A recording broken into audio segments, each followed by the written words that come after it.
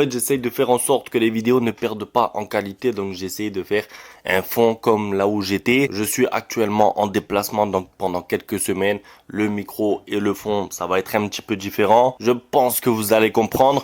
Juste avant de commencer, je vais vous montrer un maillot magnifique. L'Argentine qui a perdu hier sans Messi, défaite contre la Colombie. Le Brésil aussi a perdu d'ailleurs. Bref, c'était spécial cette semaine. Donc, il s'agit du maillot Argentine extérieur 3 étoiles. Parce que oui, Messi peut dire qu'il a rapporté une étoile à son pays. Lui, ça vient avec le short. La qualité est au rendez-vous et surtout, en fait, les prix sont bas. C'est pour ça que j'aime ce site. Pas de maillot à 120, 130 euros. Là, c'est des prix corrects. Vous avez bien sûr tous les nouveaux maillots du Barça, tous les nouveaux maillots de l'Argentine et tous vos clubs préférés avec en plus les flocages pas cher. Qualité, le site est fiable. Je vous recommande, le lien est dans la description. Vous aurez en plus moins 10, moins 15% avec le code promo logo. N'hésitez pas à aller visiter le site. Alors, on commence avec le cas Rafinha à Hilal qui avait offert 100 millions d'euros à Barcelone pour Rafinha cet été avec un salaire de 25 millions d'euros par saison. Mais le Brésilien a rejeté la proposition avec un bref non merci. Alors, le bref non merci, bon, moi je suis très content qu'il ne soit pas parti.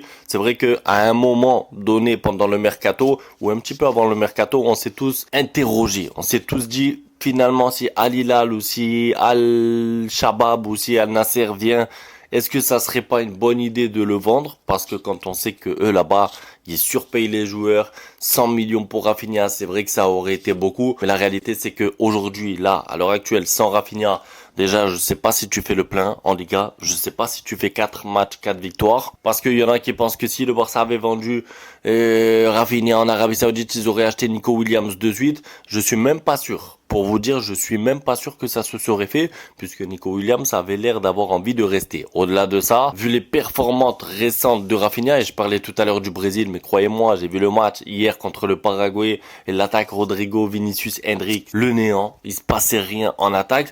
Un Rafinha, ça te dynamite une défense, ça peut frapper de loin, il y a un jeu de tête, je veux dire, on a tendance à le critiquer un peu pour ses dribbles, c'est vrai, mais ça reste un attaquant quand même assez complet, assez performant et surtout les efforts qu'il fait avec et sans ballon, je le répète pas, mais c'est inestimable. C'est un joueur passionné, il a envie de réussir en Europe, il aurait pu aller là-bas en Arabie, accepter son sort, prendre ses sous, c'est pas le cas et c'est respectable. C'est un petit peu comme Vitor Roque d'ailleurs. Moi, tous les joueurs qui refusent l'Arabie Saoudite, et c'est même pas pour parler de Cristiano Ronaldo, mais ceux qui sont encore jeunes et qui refusent l'Arabie et qui choisissent des vrais projets sportifs, moi je trouve que c'est tout à leur honneur. Dani Olmo, maintenant, donc Dani Olmo qui a fait la une de Mundo Deportivo avec, bien sûr, Dani Olmo est différent. Deco, parce que c'était lui l'interview, pense qu'il apportera beaucoup au Barça offensivement parlant. Et je suis d'accord avec lui, c'est vrai que Dani Olmo finalement quand on se rend compte du profil et quand on voit comment il s'adapte au Barça. D'ailleurs il sera disponible contre Girona et ça c'est la meilleure nouvelle puisqu'on avait un petit doute, il est revenu, c'est l'un des seuls joueurs qui est parti en sélection.